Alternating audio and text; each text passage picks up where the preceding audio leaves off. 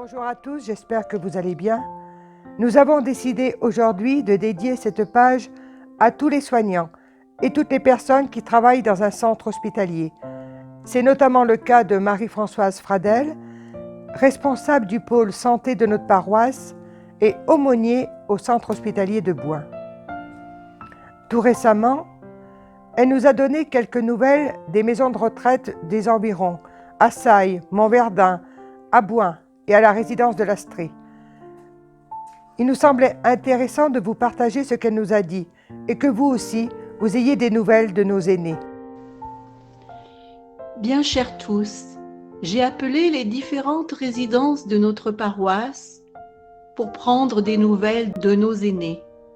Au Colombier, à Sailles, selon la maîtresse de maison, les résidents souffrent un peu de ce confinement. Il manque de liens sociaux. Ils ont seulement l'autorisation de déambuler un peu dans les couloirs en respectant les règles barrières.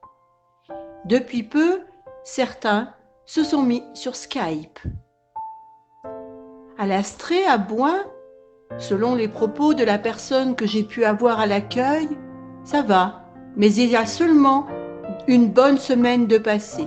Les résidents mangent ensemble à midi dans 2 salles pour respecter les distances. Heureusement, beaucoup d'entre eux sont en capacité de répondre au téléphone. Au matin calme, à Montverdun, dixit Monsieur Rochette, des mesures de confinement et de visites limitées ont été prises très tôt. À ce jour, les résidents prennent encore leur repas ensemble pour garder des liens avec leurs familles qui ne sont plus autorisés à venir. Des appels en visio sont mis en place.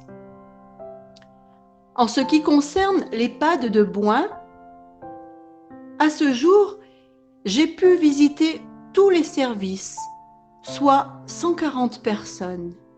Les résidents ne sortent pas du tout de leur chambre. Il y a pas mal d'incompréhensions, de questions. Nombreux sont ceux qui sont assez fatigués. Le temps est long. Vous croyez que ça va durer encore ? Disent-ils. Nos familles nous manquent. Ils s'ennuient. Certains n'ont pas trop d'appétit. Depuis peu, des appels en visio viennent de se mettre en place par l'animatrice. Le personnel appelle également les familles au téléphone. Au cours de seulement 3 après-midi, une 40aine de personnes ont souhaité prier avec moi. Beaucoup plus que d'habitude. Certains m'ont dit qu'ils priaient chaque jour et qu'ils attendaient avec impatience la messe pour se retrouver et partager ensemble un moment fraternel. La semaine prochaine, en tant qu'aumônier, je poursuivrai les visites au nom du Seigneur et de vous tous, frères et sœurs en Christ. Ensemble, nous sommes l'Église. Si un membre souffre, c'est tout le corps qui souffre.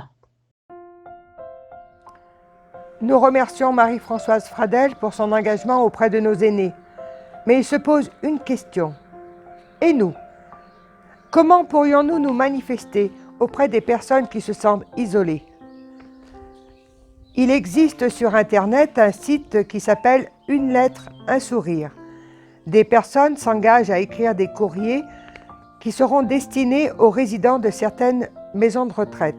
Mais bien sûr, ça ne concerne pas la maison de retraite de Bouin. Alors cela nous a donné une idée. Et nous, ne pourrions-nous pas faire pareil ?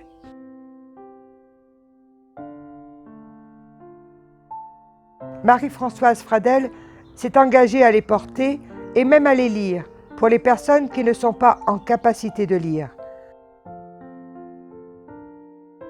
Alors comment faire ? Nous n'allons pas envoyer ces courriers par la poste.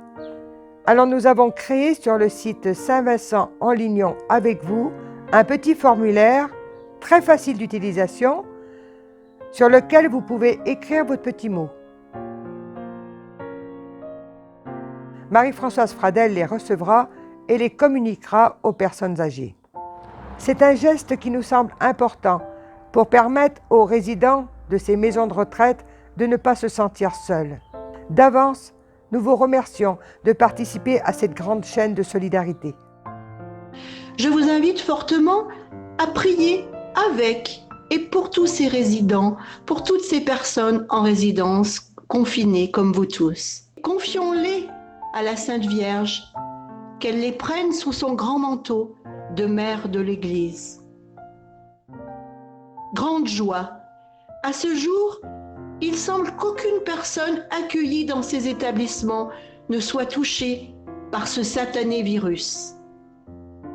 Louons le Seigneur pour le don de la vie.